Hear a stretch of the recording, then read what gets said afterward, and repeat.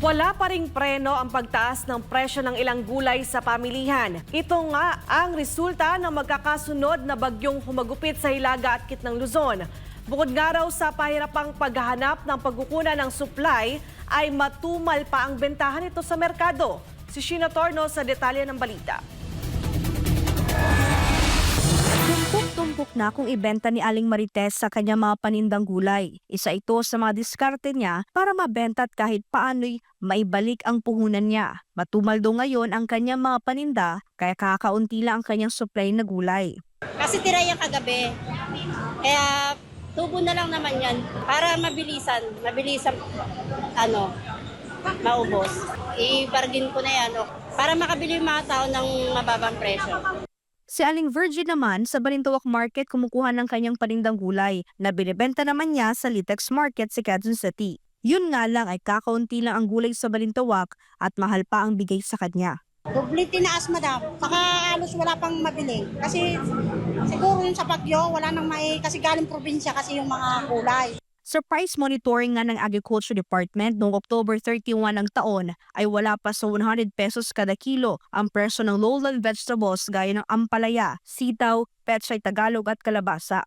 Habang higit 100 piso naman ang kada kilo sa talong at kamatis. Pero kung titingnan ng presuhan ngayon ay higit 100 piso na ang itinaas sa mga nabanggit na gulay kada kilo. Hindi lang po mga gulay Tagalog ang mataas ang presyo dahil maging ang mga gulay Bagyo ay nagmahal na rin ngayon. Gaya na lamang ng repolyo, Bagyo beans, carrots, red at green bell pepper. Mas mahal ito ng bahagya kumpara sa presuhan ng ilang gulay Bagyo noong katapusan ng October 31. Una na ngang sinabi ng Agriculture Department na karaniwang tumataas ang presyo ng gulay kapag nakakaranas ng kalamidad. Si Aling Elsie, bumili na lamang ng hilaw na papaya na gagamitin niyang sahog sa niluluto niyang tinolang manok, imbis na sayote. Kung ano mang meron, yun ang bibili, may mura. Dahil? Oo, para pasok sa budget. Hirap talaga. Kasi magkano lang ang per day mo, 600 higit. Selling Norma, todo tawad naman sa suki niyang tindera ng gulay para naman daw mapagkasya niya ang dalang pera. Yung budget mo hindi na nagkakasabila. Nababarat na lang ako dahil wala naman akong mabili. Aminado naman ng DA na nanatiling mataas ang presyo ng ilang gulay, lalo na sa mga lugar na naapektuhan ng sunod-sunod na mga bagyo. Ngayon kasi talaga nananatiling elevated yung presyo. Kasi nga, ang naapektuhan sunod-sunod ay yung mga the same areas itong Vizcaya, Cagayan, Central Luzon, saka Southern Tagalog.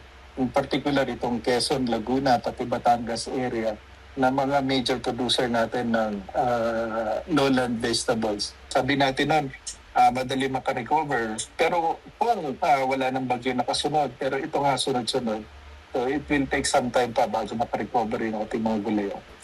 Tuwing may bagyo raw ay nasa 10% hanggang 15% ang itinataas sa presyo ng mga gulay. Pero ngayong sunod-sunod ang pananalasa ng mga bagyo ay posibleng sobra pa sa 20% hanggang 30% ang itinaas ng presyo nito. Kaya posibleng hanggang sa Pasko ay mararamdaman ang mas mahal na presuhan ng mga bilihin sa merkado gaya na lamang ng gulay. Para sa Diyos at sa Pilipinas kung mahal, ito si Sheena Torno, SMRI News.